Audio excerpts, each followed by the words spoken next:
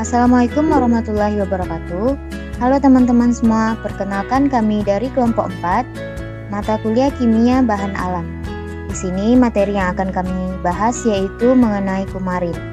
Sebelumnya perkenalkan anggota dari kelompok kami, yaitu yang pertama saya Lucy Widatul Sukma, BP 20160007, Puji Kurniawati, BP 20160022, Emraya Ananderis, BP 20160017, Marsaulina, BP 20160034, dan Nabila Putri Mardotila, BP 20160036.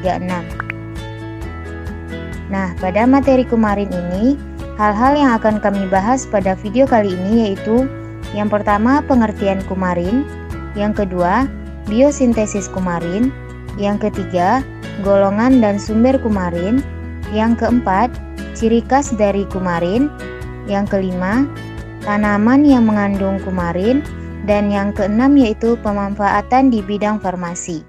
Pengertian kumarin. Kumarin adalah senyawa fenol yang pada umumnya berasal dari tumbuhan tinggi dan jarang sekali ditemukan pada mikroorganisme. Kumarin ditemukan hampir di setiap bagian tumbuh-tumbuhan, mulai dari akar, batang, daun, sampai bunga, dan juga buah. Kumarin banyak terdapat dalam bentuk glikosida, di mana bau yang didapat dari pengeringan seperti bau jerami mencirikan terjadinya hidrolisis glikosida senyawa tersebut. Kumarin dapat dianggap suatu lakton dari suatu senyawa fenolik, yaitu ortokumanik atau asam ortohidroksisinamat. Apabila gugus fenoliknya terikat dengan molekul glukosa, maka terbentuk glikosida yang merupakan kumarin terikat. Senyawa kumarin dan turunannya banyak memiliki aktivitas biologis, diantaranya sebagai antikoagulan darah, antibiotik, dan ada juga yang menunjukkan aktivitas menghambat efek karsinogenik. Selain itu, kumarin juga digunakan sebagai bahan dasar pembuatan parfum dan sebagai bahan fluorisensi pada industri tekstil dan kertas. Yang kedua adalah biosintesis kumarin. Biosintesis kumarin diperoleh dari tanaman Melilotus alba pada bagian akarnya, karena dipercaya memiliki prekursor-prekursor penting yang berguna pada sintesis kumarin. Sintesis ini bermula dari L-penilalanin, sebuah prekursor untuk kumarin dalam Melilotus alba. Pertama kali diubah ke asam esinamik oleh aksi dari penilalanin amonik liase, dan selanjutnya ke asam ortokumarin oleh aksi dari asam sinamik A hidroksilase. Walaupun langkah jalur ini awalnya dilaporkan berlangsung di kloroplas, saat ini tidak satupun langkah urutan reaksi tersebut ada di sana. Asam kumarin diubah ke corresponding B-glukosida oleh UDP glukosa dan sebuah O-glukosil transferase. Glukosida ini melalui UV light mediate EZ ditata ulang untuk membentuk isomer beta-glukosida yang terakumulasi pada tumbuhan. Pemeriksaan sel Melilotus mengindikasikan adanya campuran dari kedua isomer. Selanjutnya, dalam berbagai kondisi, terutama luka, sebuah COO kuring B-glukosidase memecah glukosida untuk membentuk glukosa dan asam kumarinik yang secara spontan tersiklis ke kumarin. Dalam tanaman ini, glukosida terlihat pada vakuola. B-glukosidase muncul pada sel yang sama tapi di luar vakuola, kemungkinan pada ruang antar sel atau melekat pada dinding sel. Kumarin dapat disintesis dari reaksi antara etilasetoasetat dengan reorsinol dan menggunakan asam sulfat pekat sebagai katalis melalui reaksi transesterifikasi. Reaksi transesterifikasi adalah suatu reaksi pertukaran gugus ester dengan gugus alkohol melalui mekanisme reaksi reversibel yang akhirnya membentuk suatu ester yang bentuknya berbeda. Reaksi transesterifikasi adalah beranalog langsung dengan hidrolisis asam atau basa. Dikarenakan reaksi transesterifikasi ini merupakan reaksi yang reversibel, biasanya digunakan alkohol secara berlebih. Poin 3 yaitu golongan dan sumber kumarin. Golongan kumarin. Golongan kumarin pertama yaitu hidroksikumarin. Contohnya ambelrifon 7 hidroksikumarin, aeskulatin 6,7 hidroksikumarin, scopoletin 6 metoksi 7 hidroksikumarin. Yang pertama yaitu ambelliferon. Karakteristiknya adalah pertama sinonim, hidrangin, dan skimmetin. Sumber Apium graveolens, Artemisia abronatum. Pembuatan asam ferulat ditambah HCl menghasilkan asam umbelat. Pemberian bentuk jarum dengan pemanasan baunya meningkat, menyublin, larutannya berfluorensi biru. Kegunaan komponen lotion dan krim tabir surya. Bagian B adalah aeskulatin. Karakteristiknya adalah sinonim aeskulatin, cichorigenin 6,7 hidroksikumarin. Sumbernya yaitu kulit kayu Crataegus oxycantha dan bunga Centaurea cyanus. Hidrolisis. Jika dihidrolisis akan menghasilkan agukon aeskulatin. Pembuatannya dari eskulin dan dari sikorlin. Sikorlin, aeskulatin ditambah glukosa. Pemberian aeskulatin berbentuk prisma dari asam asetat dan berbentuk helaian sublimasi vakum. Kegunaan penyaring sinar UV. Selanjutnya C. Scopoletin. Karakteristik dari scopoletin adalah sebagai berikut. Sinonimnya itu asam krisatropat, asam gel saminat, 6 metoksi ambelliferon, B-metil aeskulatin, 7 hidroksi, 6 metoksi kumarin.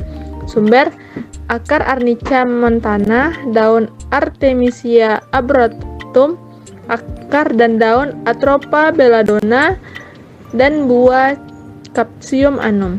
Pembuatan pemberian berbentuk prisma atau jarum. Uji identifikasi yang pertama, larutkan dan hangatkan 0,1 gram zat dalam etanol dengan WB fluorensi biru. 2. Larutkan 0,1 zat gram dalam 3 ml etanol, panaskan untuk mereduksi larutan peling, menghasilkan endapan merah bata. D. Daventin. Karakteristik daventin adalah sebagai berikut. Sinonim 7,8 dihidroksikumarin. Sumbernya biji dan buah Daphne mazerum, biji Euphorbia latiris. Pembuatannya diperoleh dari glikosida dafrin melalui pemanasan dengan asam mineral encer, hidrolisis enzimatik, dan sublimasi. Pemberian kristal yang menyublim dengan pemanasan. Uji identifikasinya yaitu 1. Larutan air daventin ditambah larutan FeCl3 menghasilkan larutan berwarna hijau. 2. Larutan air daventin ditambah Na2CO3 menghasilkan larutan berwarna merah. 3. Larutan alkali daventin alkali karbonat atau alkali menghasilkan larutan berwarna kuning. E. Fraksetin. Karakteristik fraksetin adalah sebagai berikut. Sinonim 7,8 dihidroksi 6 metoksikumarin. Sumbernya yaitu biji Asculus hippocastanum. Pemberian berbentuk plat pada 150 derajat berubah menjadi kuning pada 228 derajat Celcius menjadi coklat. Yang kedua yaitu isokumarin. Isokumarin merupakan senyawa metabolit sekunder yang banyak ditemukan pada beberapa jenis fungi, lichen, bakteri, beberapa tanaman tingkat tinggi, dan serangga. Isokumarin mempunyai aktivitas biologi seperti sebagai pemanis, agen antikorosif, agen fluoresen dan laksasif atau pencahar, antifungsi, antihipertensi. Contoh senyawa isokumarin pada tanaman penghasilnya diantaranya fusamarin, cladosporin, penioloctol, dan melin. 3. Furanokumarin. Furanokumarin merupakan kumarin kompleks yang terbentuk pada beberapa tanaman. Anggota yang terpenting diklasifikasikan atas psoralen, metoxalen, bergopten, dan imperatorin. Berbeda dengan kumarin sederhana, furanokumarin dibatasi dengan distribusi. Sebagian besar dari furanokumarin banyak ditemukan pada permukaan daun tanaman. Dua jenis utama furan yang dapat menyatu dalam dua cara yang berbeda menghasilkan senyawa linear atau sudut dengan struktur cincin dasar, yaitu sebagai berikut. 4. Piranokumarin. Seselin adalah contoh dari piranokumarin anguli. Substituen oksigen pada C5 atau C6 biasanya sering ditemukan pada derivatifnya. Xantatilatin adalah repertasi dari jenis linear dari piranokumarin. Metoksi dan isopentenil biasanya disubstitusi pada posisi C5 atau C8. Contohnya yaitu sebagai berikut. Sumber kumarin. Kumarin terdapat dalam beberapa tanaman dengan nama yang berbeda, tetapi mempunyai dasar sama, berbeda dalam gus pengganti pada inti kumarin. Salah satu golongan metabolit sekunder pada tumbuhan yaitu kumarin. Kumarin dapat ditemukan hampir di sebagian tumbuh-tumbuhan, mulai dari akar, batang, daun, bunga, dan juga buah.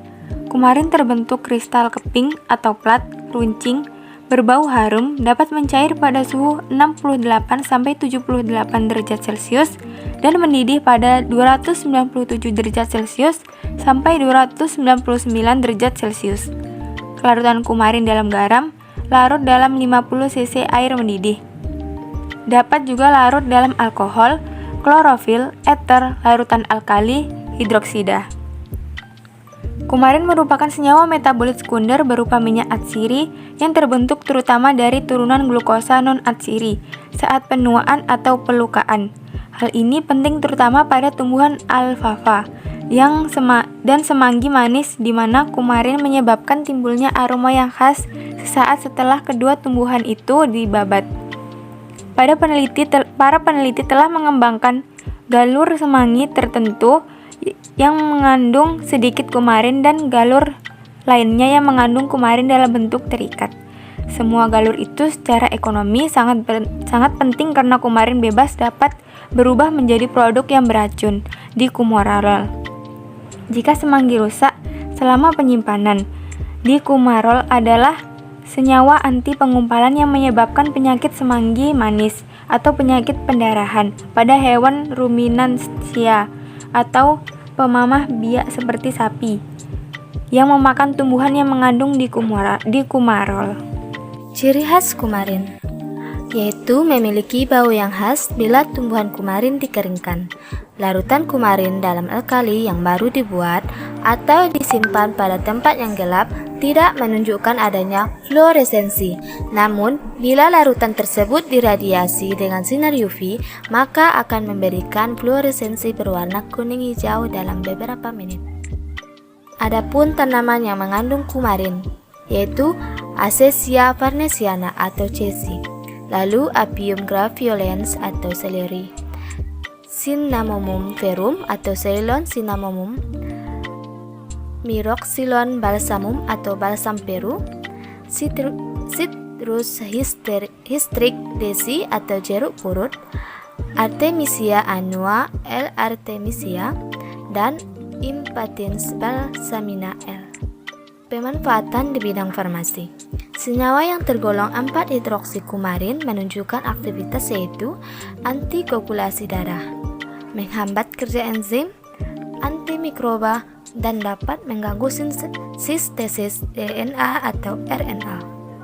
Baiklah teman-teman semua, sekian video presentasi dari kelompok 4. Semoga bermanfaat. Wassalamualaikum warahmatullahi wabarakatuh.